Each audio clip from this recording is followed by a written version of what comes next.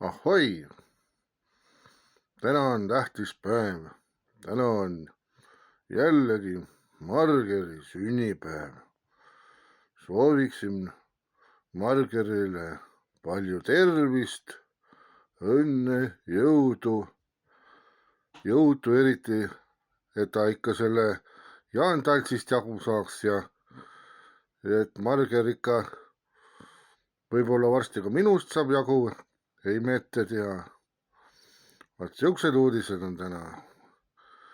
Et ma jäin siin mõtlema, et millal siis see kevad ka tuleb. Ei tea. Aga võib-olla Marger teab sedakorda, millal tuleb kevad. Peaks Margerile võib-olla helistama üldse. Mina ka, kas ikka tasub, pärast ei tulegi kevadet.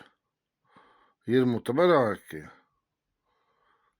Mine sa tea, pole ju, no ma ei tea, mida pole, aga